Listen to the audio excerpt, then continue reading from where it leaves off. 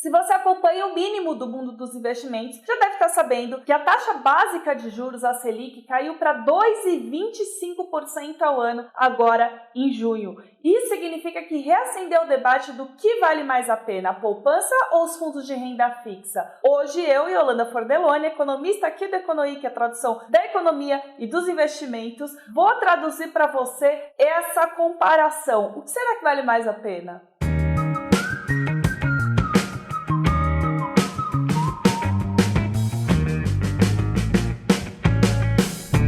Alô, galerinha que tá chegando aqui no Econoic. Pra você que já é inscrito, só amores. Agora, se você não segue o Econoic, já se inscreve em todas as nossas redes sociais, Instagram, YouTube, Spotify. A gente tá em todas as redes pra te levar conteúdo da melhor forma possível. E hoje a nossa conversa é sobre investimentos. O que vale mais a pena? A poupança ou fundos de renda fixa nesse cenário de queda de juros? Bom, mas antes de entrar nessa comparação de fato, vale a pena explicar como é que, afinal, funciona o rendimento da poupança e do fundo de renda fixa.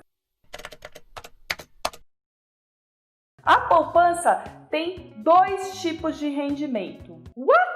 Sim, tem dois tipos de rendimento. Para os depósitos, para aquele dinheiro que você colocou na poupança antes de 4 de maio de 2012 e para os depósitos que você fez após 4 de maio de 2012. Antes de maio de 2012, como é que funciona o rendimento? A poupança rende 0,5% ao mês, mais a taxa referencial ou TR, que hoje em dia com esse juro tão baixinho está quase zerado. Em termos práticos, isso significa 0,5% ao mês, hoje em dia mais ou menos, ou 6,17% ao ano. Já a poupança nova, aquela dos depósitos após maio de 2012, rende 70% da Selic. Selic, lembra, aquela taxa básica de juros que a gente já explicou aqui no Econoic. Nesse cenário de Selic a 2,25%, significa que a poupança está rendendo 70% disso, ou seja, 1,58% ao ano, o que dá 0,13% ao mês. Já os fundos de renda fixa, o que são? São investimentos que aplicam basicamente em títulos públicos e outros ativos de renda fixa, como CDB, debêntures, etc. Mas a grande parte da carteira desses fundos de renda fixa é composta por títulos do Tesouro Nacional, do Tesouro Direto, a grosso modo. Isso significa que o rendimento deles é muito próximo à Selic. O que pode impactar bastante o rendimento desses fundos é o tamanho da taxa de administração que é cobrada. E o que fala a NEFAC, que é a associação que fez a comparação entre a velha caderneta e os fundos de investimento? A taxa de administração dos fundos hoje em dia varia entre 0,5% e 3% ao ano. E aí, rufem os tambores para a comparação. Vamos lá, editor!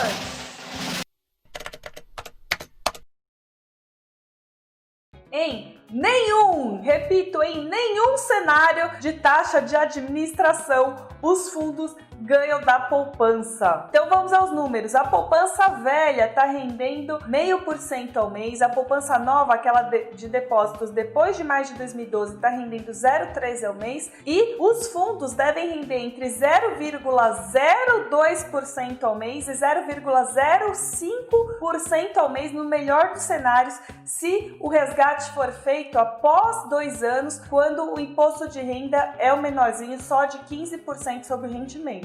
Isso considerando a maior taxa de administração, de 3% ao ano. E aí a NEFAC vai fazendo a simulação para outras taxas de administração menores. Vamos colocar o cenário aí de 1% de taxa de administração. O rendimento dos fundos, então, pode ser de 0,08%, considerando um saque de até 6 meses no curtinho prazo, quando o imposto de renda é o maior, de 22,5% sobre o rendimento. E aí ele vai subindo progressivamente, mas ele chega só a 0,11% ao mês.